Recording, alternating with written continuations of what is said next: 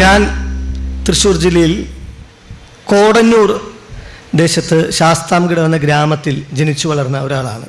നാട്ടിൻപുറത്തിൻ്റെ നല്ല ജീവിത കാഴ്ചകൾ എൻ്റെ കാഴ്ചപ്പാടുകളെയും എൻ്റെ ബാല്യകൗമാര യൗവനങ്ങളെയും വലിയ രീതിയിൽ സ്വാധീനിച്ചിട്ടുണ്ട്. നമ്മൾ കേരളത്തിൽ ജീവിക്കുമ്പോൾ മലയാളം പറയുമ്പോൾ മലയാളിത്തം ഹൃദയത്തോട് ചേർത്ത് വയ്ക്കുമ്പോൾ നമ്മൾ കാണാൻ ആഗ്രഹിക്കുന്ന കാഴ്ചകളുടെ ഒരുപാട് നിറവുണ്ട് നമ്മുടെ നാട്ടിൻപുറങ്ങളിലൊക്കെ. അപ്പോൾ ഞാൻ നിങ്ങൾക്ക് ഒരു കഥ പറഞ്ഞു തരാം. ഒരു അമ്മ, 5 മക്കളുണ്ട് അവർക്ക്. 5 മക്കള് അമ്മ ചെറുപ്പം മുതലേ വളരെ പരിശ്രമിച്ച് കഠിനാധ്വാനത്തിലൂടെ അവർ നന്നായി വളർത്തി. അവർക്ക് ഇഷ്ടമുള്ള വിഷയങ്ങൾ അവർ തിരഞ്ഞെടുത്ത് പഠിച്ചു. ഇഷ്ടമുള്ള സ്ഥലത്ത് അവർക്ക് ജോലി തേടി പോകാനുള്ള എല്ലാ സ്നേഹവും സ്വാതന്ത്ര്യവും അമ്മ നൽകി. അമ്മയുടെ 5 മക്കളിൽ 2 പേര് കേരളത്തിന് പുറത്തും മറ്റു 2 പേര് വിദേശത്തുമാണ് ജോലി ചെയ്യുന്നത്. ഒരാൾ അമ്മയോടൊപ്പം ഗ്രാമത്തിൽ ഒരു തറവാട്ടിൽ വീട്ടിൽ ഉണ്ട്. അപ്പോൾ അമ്മയ്ക്ക് ഈ കുട്ടികളെല്ലാവരും ഇഷ്ടമാണ്. കുട്ടികൾക്ക് അമ്മയെയും വലിയ ഇഷ്ടമാണ്. മക്കൾ പണം അയച്ചു കൊടുക്കും, സമ്മാനങ്ങൾ വിശേഷ അവസരങ്ങൾ അയച്ചു കൊടുക്കും. ദൂരെയുള്ളവർ ഓണത്തിനും വിഷുവിനും വിശേഷ അവസരങ്ങളിലും അമ്മയുടെ പിറന്നാൾ സമയത്തൊക്കെ വരും. ഒന്നിച്ച് ഒരു സദ്യയൊന്നും സന്തോഷം പങ്കുവയ്ക്കും. അകലെയുള്ളവർ വീണ്ടും തിരിച്ചു പോകും. അപ്പം ഈ ദൂരെയുള്ള 4 മക്കളുണ്ടല്ലോ, അവർക്കറിയാവുന്നൊരു സത്യമുണ്ട്. അവർ ഈ സംഗമങ്ങളിലൊക്കെ ഒത്തുചേരുമ്പോൾ അവർ സ്നേഹപൂർവ്വം പറയുന്ന കാര്യം, അമ്മ ഞങ്ങളോട് എല്ലാവരോടും തുല്യമായിട്ടുള്ള സ്നേഹത്തോടു കൂടി തന്നെയാണ് പെരുമാറുന്നത്. പക്ഷേ അമ്മയുടെ സാമീപ്യം ഏറ്റവും അടുത്തറിയാൻ സാധിച്ചത്, അമ്മയുടെ സ്നേഹം ഏറ്റവും കൂടുതൽ അനുഭവിക്കാൻ സാധിച്ചത് ഈ വീട്ടിൽ അമ്മയോടൊപ്പമുള്ള ആ ഒരു ഇളയ സന്താനത്തിനാണ്.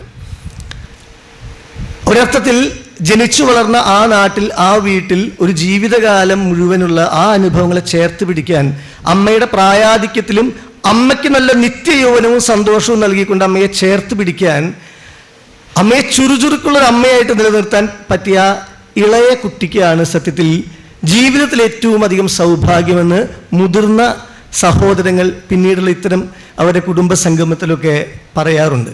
അവർ ദൂരയാത്രയുടെ ഭാഗമായിട്ട് വലിയ നേട്ടങ്ങൾ ഉണ്ടാക്കി, പണം സമ്പാദിച്ചു, ജീവിത സൗകര്യങ്ങളൊക്കെ മെച്ചപ്പെടുത്തിയെങ്കിലും പിന്നീടുള്ള ജീവിതത്തിൻ്റെ ഒരു പ്രായാധിക്യത്തിൽ സായാഹ്നത്തിൽ അവർ തിരിച്ചറിയുന്നത്, നാട്ടിൽ നിന്നും ദൂരെ പോയ സമയത്ത്, അമ്മയിൽ നിന്നും അകന്നു പോയ സമയത്ത് എന്തൊക്കെയോ നഷ്ടങ്ങളും ഉണ്ടായിട്ടുണ്ട്.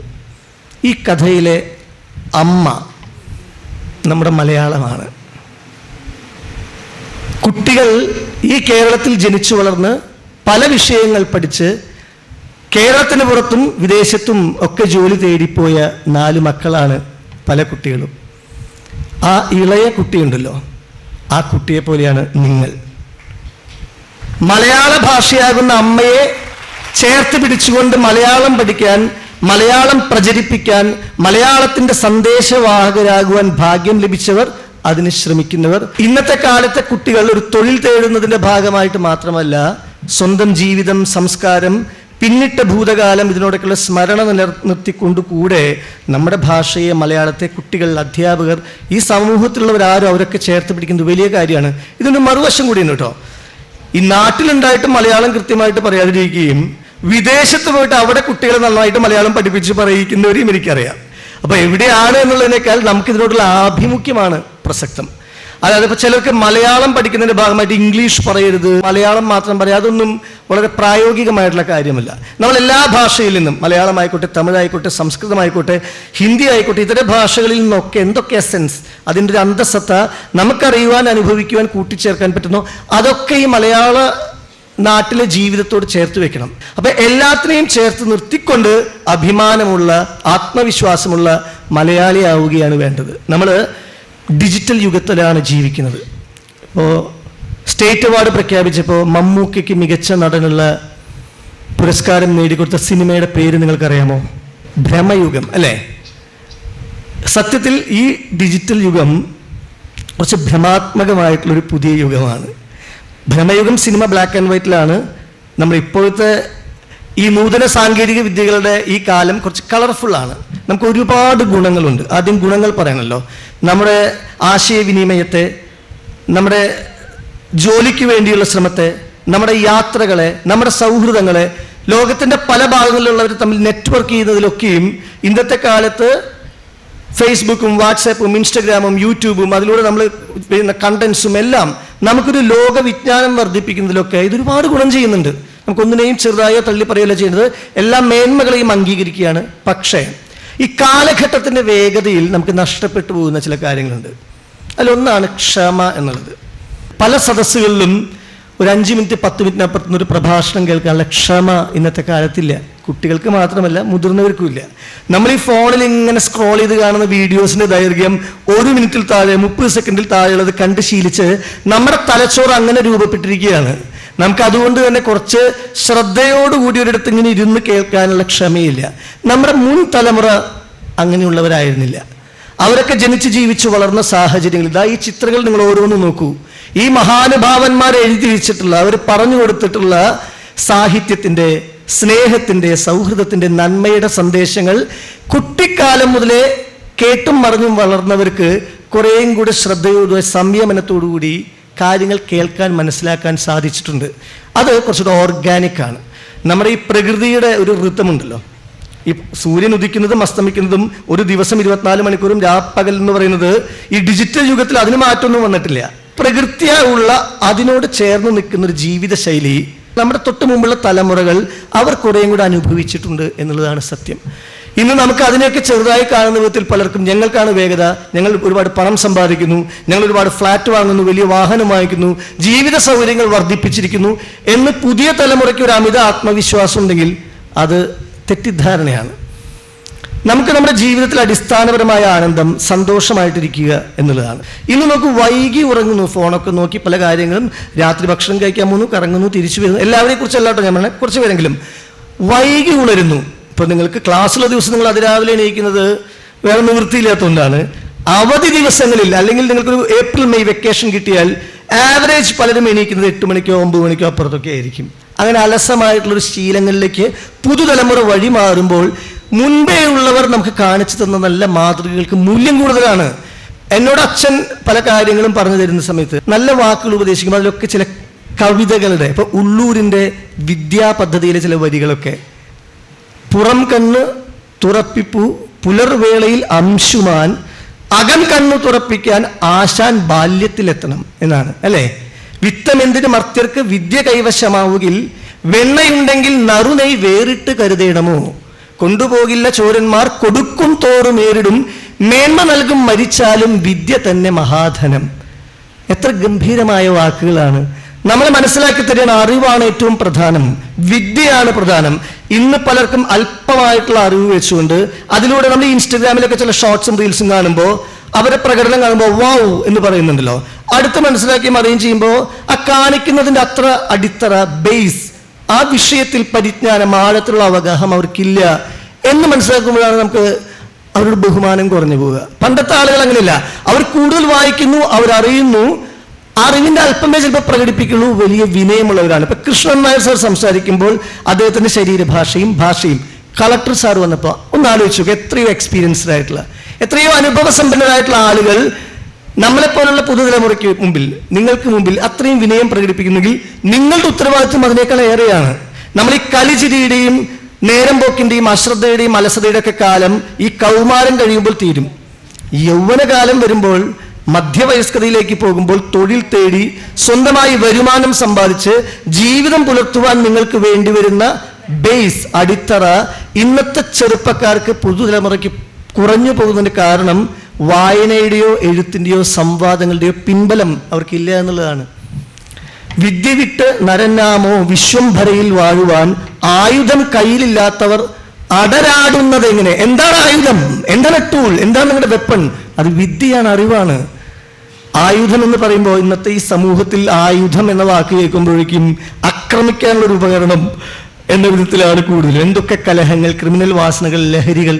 വയലാർ എഴുതിയിട്ടുള്ള സർഗസംഗീതത്തില് ആയുധം എന്ന വാക്കിനെ കുറിച്ച് വർണ്ണിച്ചിരിക്കുന്നത്, വാളല്ലൻ സമരായുധം ജനജനധ്വാനം മുഴക്കിയിടുവാൻ ആളല്ല, എൻ കരവാള് വിറ്റ് ഒരു മണി പൊൻവീണ വാങ്ങിച്ചു ഞാൻ, താളം രാഗ ലയ ശ്രുതിസ്വരം ഇവക്കല്ലാതെ മറ്റൊന്നിനും ഇന്നോളക്കുത്തുകൾ തീർക്കുവാൻ കഴിയുകയില്ല എൻ പ്രേമതീർത്ഥങ്ങളിൽ എന്നാണ്.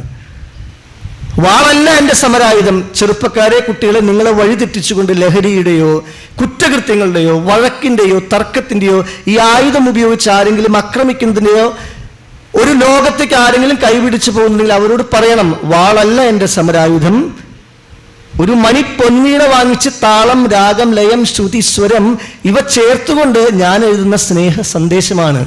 സ്നേഹിക്കയില്ല ഞാൻ നോവും ആത്മാവിനെ സ്നേഹിച്ചിടാത്തൊരു തത്വശാസ്ത്രത്തെയും എന്ന് പറഞ്ഞതും വയലാറാണ്. അങ്ങനെ എത്രയോ എഴുത്തുകാർ, എത്രയോ സാഹിത്യ നായകന്മാർ, അവർ പകർന്നു തന്ന അക്ഷയ ഖനികൾ മലയാളത്തിന്റെ അറിവ് ഒരിടത്തിരിക്കെ എത്രത്തോളം അതൊക്കെ അറിയുവാൻ, മനസ്സിലാക്കുവാൻ, പഠിക്കുവാൻ നമ്മളൊക്കെ ശ്രമിക്കുന്നുണ്ട്. ഈ പറയുന്ന എൻ്റെയും അറിവൊക്കെ വളരെ പരിമിതമാണ്. പക്ഷെ എനിക്ക് ഇഷ്ടമാണ്. ഞാൻ ചെറിയ കുട്ടിയായിരിക്കുന്ന സമയം മുതൽ ഈ സ്കൂളിൽ കോമ്പറ്റീഷൻസ്, മത്സരങ്ങളൊക്കെ നടക്കുമ്പോൾ പരമാവധി പങ്കെടുക്കാൻ ശ്രമിക്കും. എനിക്ക് നിങ്ങളിൽ പലരോടുള്ളൊരു ചെറിയ അസൂയ അല്ലെങ്കിൽ എൻ്റെ ഒരു നഷ്ടബോധം ഞാൻ പറയട്ടെ. ഞാൻ 1ാം ക്ലാസ്, 2ാം ക്ലാസ്, 3ാം ക്ലാസ്, 4ാം ക്ലാസ് വരെയേ മലയാളം പഠിച്ചിട്ടുള്ളൂ. അത് കഴിഞ്ഞ് 5ാം ക്ലാസ് മുതൽ നമുക്ക് പ്രധാനമായിട്ട് എടുക്കാൻ ആഗ്രഹിക്കുന്ന ഒരു വിഷയം സംസ്കൃതമാണ് ഞാൻ എടുത്തത്. 5ാം ക്ലാസ് മുതൽ അങ്ങോട്ട് ഡിഗ്രി കഴിയുന്നത് വരെ സംസ്കൃതം പഠിച്ചു. അതിലെനിക്ക് വലിയ സന്തോഷമുണ്ട്. ആ ഭാഷ കുറച്ചൊക്കെ ഒന്ന് മനസ്സിലാക്കാൻ പറ്റി. പക്ഷെ ആ കാലഘട്ടത്തിൽ ഒരു കുട്ടി പഠിച്ചെടുക്കേണ്ട മലയാളത്തിൻ്റെ ഭാഷയുടെ നിയമങ്ങളോ വ്യാകരണങ്ങളോ വൃത്തമോ അലങ്കാരമോ ഒന്നും എനിക്ക് പഠിക്കാൻ സാധിച്ചില്ല. പിന്നീട് കുറച്ചുകൂടെ കഴിഞ്ഞിട്ടാണ് അല്പമെങ്കിലും അതിനെക്കുറിച്ചൊക്കെ അറിയാൻ ശ്രമിക്കുന്നത്. അപ്പം എന്നേക്കാൾ എത്രയോ ഭാഗ്യം ചെയ്തവരാണ് ആ അർത്ഥത്തിൽ നിങ്ങൾ. പക്ഷെ അപ്പോഴും കാര്യത്തോടുള്ള പ്രതികരണത്തിൽ ഇന്നത്തെ കുട്ടികൾക്ക് ഒരു നിർജീവമായ സമീപനമാണ്. അത് പോരാ, നമുക്ക് വിജയിക്കണ്ടേ, നമുക്ക് വളരണ്ടേ. നമ്മളിന്ന് പല സെലിബ്രിറ്റീസിനും കാണുമ്പോൾ, നമ്മൾ പല മഹത് വ്യക്തിത്വങ്ങളെയും കാണുമ്പോൾ ആദരവോടെ നോക്കി ഇങ്ങനെ നിൽക്കുകയാണ്. നമുക്കതായി മാറണ്ടേ? നമ്മളെ കണ്ടുകൊണ്ട് ആളുകൾ ആദരിക്കണ്ടേ? നമുക്ക് നല്ല പണം വേണ്ടേ? നമ്മൾ അലസമായി കളയുന്ന സമയം എന്ന് പറയുന്നത് നമുക്ക് സമ്പാദിക്കാൻ പറ്റുന്ന വലിയ സാധ്യതകൾ ഒഴിവാക്കലാണ്. അങ്ങനെ ജീവിച്ചാൽ മതിയോ? എങ്കിൽ അങ്ങനെയാവാം. അല്ല എങ്കിൽ വളരാൻ, വികസിക്കാൻ നിങ്ങൾ ശ്രമിക്കണം. നിങ്ങൾക്ക് മുമ്പിൽ വരുന്ന മത്സര സാധ്യതകളിൽ നിങ്ങൾ പരമാവധി ശ്രമിച്ചു നോക്കുന്നേ. ഇതുവരെയും കണ്ടെത്തിയിട്ടില്ലാത്ത നിങ്ങളുടെ അനന്ത സാധ്യതകൾ, ഇൻഫിനിറ്റ് പൊട്ടൻഷ്യൽസിനെ നിങ്ങളുടെ ഉള്ളിൽ ഉറങ്ങിക്കിടക്കുന്ന, പറയാനോ എഴുതാനോ വായിക്കാനോ നൃത്തം ചെയ്യാനോ പാട്ട് പാടാനോ എന്തു ആയിക്കോട്ടെ, അതിനൊക്കെ കണ്ടെത്തി അവതരിപ്പിക്കാൻ കിട്ടുന്ന എല്ലാ അവസരങ്ങളും ഉപയോഗിക്കും. ഇതാണ് അതിനുള്ള ഏറ്റവും നല്ല ഗോൾഡൻ പീരീഡ്, സുവർണകാലം. അവിടെ ഇങ്ങനെ മടി പിടിച്ച് ഉത്സാഹമില്ല, അത് ഇൻട്രോവേർട്ടായിട്ടിരിക്കുന്നത് നിങ്ങൾ നിങ്ങളുടെ ഭാവിയുടെ സാധ്യത ഇല്ലാതാക്കുകയാണ്. ഞാൻ ചെറിയ കുട്ടിയായിരിക്കുമ്പോൾ ഇതുപോലെ രചനാ വിഷയങ്ങളിലൊക്കെ പങ്കെടുക്കും. എന്തൊക്കെയാ? കഥ, കവിത, ഉപന്യാസം, പ്രസംഗം, നിമിഷ പ്രസംഗം. മലയാളത്തിലും സംസ്കൃതത്തിലുമൊക്കെ പലതിലും പരാജയപ്പെടും. എന്നെയൊക്കെ നല്ല കഴിവുള്ള കുട്ടികൾ വിജയിക്കും, കുറേ എണ്ണത്തിലൊക്കെ വിജയിക്കും. അങ്ങനെ ഡിസ്ട്രിക്ട് ലെവലിലും സ്റ്റേറ്റ് ലെവലിലും ഒക്കെ പോയി പങ്കെടുത്ത് ചെറിയ സമ്മാനങ്ങളൊക്കെ കിട്ടുമ്പോൾ ഒരു വലിയ കോൺഫിഡൻസ് ആണ്. നമ്മൾ ചില ഉപന്യാസ പുസ്തകങ്ങളൊക്കെ നോക്കി വായിച്ച് വെച്ചിട്ടുള്ള ചില വാചകങ്ങൾ പോലും ഇപ്പോഴും എൻ്റെ മനസ്സിലുണ്ട്. അതെന്താ കാരണം? അത്ര ഇഷ്ടത്തോടെ പഠിച്ചതുകൊണ്ട. ഇപ്പോൾ നമ്മൾ സാഹിത്യത്തെക്കുറിച്ചോ ഭാഷയെക്കുറിച്ചോ അല്ലേ പറയുന്നത്. ചെറുശ്ശേരിയുടെ താരാട്ട് കേട്ട് തൊട്ടിലിൽ കൈവിരലുണ്ട് മധുര സ്വപ്നം കണ്ടുറങ്ങിയ കൈരളിയെ ആദ്യമായി നിലത്തെഴുത്ത് പഠിപ്പിച്ചത് സാരസ്വതനായ തുഞ്ചനായിരുന്നു. പിന്നീട് യൗവനവേളയിൽ കുഞ്ചൻ നമ്പ്യാർ തൻ്റെ മധുര രസമുതിർക്കുന്ന മണിച്ചിലങ്ക അവളെ അണിയിച്ചു. കണ്ണശിപ്പണിക്കന്മാർ ആധ്യാത്മികതയുടെ ഈരടകൾ തുന്നിച്ചേർത്ത പൊന്നാട അവളെ അണിയിച്ചു. ഇരിയമ്മൻ തമ്പിയും ഉണ്ണായി വാര്യരും ആട്ടക്കഥയുടെ സുവർണ സോപാനങ്ങളിലൂടെ കൈരളിയെ സർഗാത്മകതയുടെ അത്യുന്നതങ്ങളിലേക്ക് ആനയിച്ചു. അങ്ങനെ മലയാളം മരതക ഭംഗിയണിഞ്ഞു. പണ്ടെപ്പോഴോ വായിച്ചിട്ടുള്ളതാണ്. എന്തുകൊണ്ടാണ് ഇപ്പോഴും ഓർത്ത് പറയാൻ പറ്റുന്നത്? നമുക്കതിനോടുള്ളൊരു ഇഷ്ടം കൊണ്ടാണ്, താല്പര്യം കൊണ്ടാണ്. മലയാളം പഠിക്കുന്ന നിങ്ങൾക്ക് എത്രയോ അധികം സാധ്യതകളുണ്ട്. ഓരോ കാവ്യലോകത്തെ, കഥാലോകത്തെ കൂടുതൽ അടുത്തറിയുവാൻ. ഇപ്പോൾ കുറച്ചുകൂടെ ലളിതമായി പറഞ്ഞാൽ നിങ്ങൾക്ക് കൂടുതൽ ഇഷ്ടപ്പെടാവുന്നൊരു മാധ്യമമാണ് സിനിമ, അല്ലേ? ചലച്ചിത്ര ലോകം നിങ്ങൾക്ക് ഇഷ്ടമാണ്. ചലച്ചിത്ര ഗാനങ്ങൾ നിങ്ങൾ ആസ്വദിക്കുന്നുണ്ട്. മലയാള ചലച്ചിത്ര വേദിക്ക് മഹത്തരമായിട്ടുള്ള രചനാപരമായിട്ടുള്ള എഴുത്തിൻ്റെതായിട്ടുള്ള സംഭാവനകൾ നൽകിയിട്ടുള്ള ആളുകൾ, അവരുടെ സൃഷ്ടികൾ കുറച്ചൊക്കെ നിങ്ങൾക്ക് അറിയുമായിരിക്കും. കൂടുതൽ ആഴത്തിൽ പഠിക്കൂ. നിങ്ങൾ കണ്ട പല സിനിമകളുമായി ബന്ധപ്പെട്ടതായിരിക്കും. MT വാസുദേവൻ നായർ, മുഹമ്മദ് ബഷീർ, തോപ്പിൽ ഭാസി, പണ്ട് ശാരംഗപാണി മുതൽ ഇങ്ങോട്ട് വന്നാൽ പത്മരാജൻ, ലോഹിതദാസ്, എത്രയോ എഴുത്തുകാരാണ്. പുതിയ കാലഘട്ടത്തിൽ ശ്യാം പുഷ്കർ, ഇപ്പോൾ ചിദംബരമാണ് മഞ്ഞുമൽ ബോയ്സിന് അവാർഡ് നേടിയ ആള്. ഒരുപാട് രഞ്ജി പണിക്കർ, അങ്ങനെ ഒരുപാട്, ശ്രീനിവാസൻ, അവരൊക്കെ എഴുതിയിട്ടുള്ള കഥകളും സിനിമകളും ഒക്കെ നമുക്ക് കിട്ടിയ നിധികളല്ലേ. ഇനി പാട്ടുമായി ബന്ധപ്പെട്ട് നിങ്ങൾ കുട്ടികളല്ലേ, നിങ്ങൾക്ക് റിസർച്ച് ചെയ്യാൻ നിങ്ങൾ സ്വയം ചില വിഷയങ്ങൾ തിരഞ്ഞെടുക്കണം. മലയാള ചലച്ചിത്ര ഗാനശാഖയെക്കുറിച്ച് ഒഴിവുള്ളപ്പോൾ ഒന്ന് ജസ്റ്റ് ഗൂഗിളിൽ തപ്പി നോക്കൂ. പല പാട്ടുകളും കേട്ടുപോയാൽ നിങ്ങൾ അതൊന്ന് എഴുതിയത് ആരാണെന്ന് അറിഞ്ഞില്ല. അറിയണ്ടേ? മലയാള ഭാഷ ഉപയോഗിച്ചുകൊണ്ട് മനോഹരമായ വർണ്ണനകളിലൂടെ, ഉപമകളിലൂടെ നമുക്ക് ആസ്വദിക്കാൻ നല്ല പാട്ടുകൾ സമ്മാനിച്ച പാട്ടെഴുത്തുകാരറിയേണ്ടത് മറ്റാരേക്കാൾ കൂടുതൽ നമ്മുടെ ഉത്തരവാദിത്തമായിട്ട് കരുതണം. ആ ചരിത്രം പരിശോധിച്ചു. 1940-കൾക്കൊക്കെ ഇപ്പുറം 50-കളിലും 60-കളിലൊക്കെ മലയാള സിനിമാ സംഗീത ശാഖ വികസിക്കുമ്പോൾ എത്രയോ അധികം ആളുകളാണ് മുതുകുളം രാഘവൻ പിള്ള, അഭയദേവ്, ജി ശങ്കരക്കുറുപ്പ്, പുത്തൻകാവ് മാത്തൻ തരകൻ എന്നൊക്കെ തുടങ്ങി പിന്നീട് ഇങ്ങോട്ട് പി ഭാസ്കരൻ, വയലാർ, ONV കുറുപ്പ്, ശ്രീകുമാരൻ തമ്പി, യൂസഫ് അലി കേച്ചിരി, ബിച്ചു തിരുമല, പൂവച്ചൽ ഖാദർ, ചുനക്കര രാമൻകുട്ടി, എത്രയെത്ര പാട്ട്, ഗിരീഷ് പുത്തഞ്ചേരി, കൈതപ്രം, അങ്ങനെ തുടരുന്നു.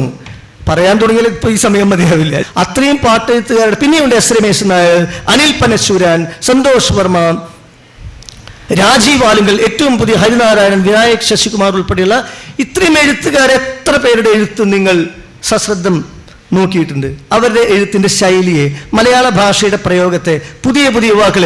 ലൈലാഗമേ എന്നൊരു പാട്ട് കേട്ടിട്ടുണ്ടോ? ആരാണത് എഴുതിയത്? BK ഹരിനാരായണനാണ് അത് എഴുതിയത്. അതൊരു പുതിയ പ്രയോഗമാണ്. ഒരു പൂവിൻ്റെ വാക്കൊക്കെ ഉപയോഗിച്ചുകൊണ്ട് ഒരു പുതിയ ശ്രമം. നമ്മൾ അതൊക്കെ അറിഞ്ഞ് നമ്മുടെ സമയം നമ്മൾ പ്രയോജനപ്പെടുത്തുന്നത് ആത്മവികാസത്തിന് വേണ്ടിയിട്ടായിരിക്കണം, നമ്മുടെ സെൽഫ് ഡെവലപ്മെന്റിന് വേണ്ടിയിട്ടായിരിക്കണം. ഇപ്പൊ വെറും കുറെ എന്റർടൈൻമെന്റിന് നേരം പോക്കിന് പുറത്ത് കുട്ടികൾ ഇങ്ങനെ രസിച്ച് നടക്കുമ്പോൾ ഭാവിയിൽ നിങ്ങൾക്കുണ്ടാകേണ്ട നല്ല വളർച്ചയുടെ ശക്തി കുറച്ചു പോകരുത്. നിങ്ങൾ സിനിമ കാണുന്നവരാണല്ലോ. കാന്താര എന്നൊരു സിനിമ ഹിറ്റായി. എന്നാണ് കാന്താര എന്ന വാക്കിന്റെ അർത്ഥം?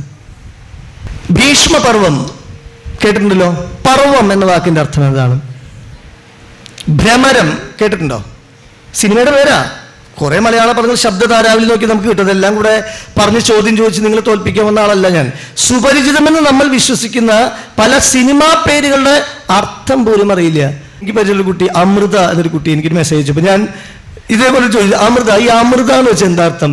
അയ്യോ ചേട്ടാ എനിക്കറിയില്ല എന്ന്. സ്വന്തം പേരിന്റെ അർത്ഥം പോലും അറിയുന്നില്ല. നന്ദനം എന്നൊരു സിനിമാ പേര് കേട്ടിട്ടില്ല. എന്താണ് അർത്ഥം? മയൂഖം. അത് മയിലല്ലേ ചേട്ടാ? അല്ല, അത് മയിലല്ല. മയൂഖം എന്ന വാക്കിന്റെ അർത്ഥം മറ്റും. നിങ്ങൾ രതി നിർവേദം എന്ന് കേട്ടിട്ടുണ്ടോ? അതിലെ നിർവേദം എന്ന വാക്കിന്റെ അർത്ഥം ആസക്തി, കൊതി എന്നാണ് ധരിച്ചെടുക്കുന്ന കുറെ ആൾക്കാരുണ്ട്. അങ്ങനെയല്ല, അത് മടുപ്പാണ്, വിരക്തിയാണ്, അറ്റാച്ച്മെന്റ് അല്ല, ഡിറ്റാച്ച്മെന്റ് ആണ്. അങ്ങനെയുള്ള മലയാള ഭാഷയെ, വാക്കുകളെ, വർത്തമാനങ്ങളെ കൂടുതൽ അടുത്തറിയുവാൻ ഓർമ്മപ്പെടുത്തുന്നതാണ് ഇത്തരത്തിലുള്ള സംഗമങ്ങൾ എന്ന് പറഞ്ഞുകൊണ്ട് ഈ സംരംഭത്തിന്, ഈ ചടങ്ങിന്, ഈ മലയാള മഹോത്സവത്തിന് എൻ്റെ എല്ലാ ആശംസകളും നേർന്നുകൊണ്ട് ഞാൻ എൻ്റെ വാക്കുകൾ ചുരുക്കുന്നു. നന്ദി, നമസ്കാരം.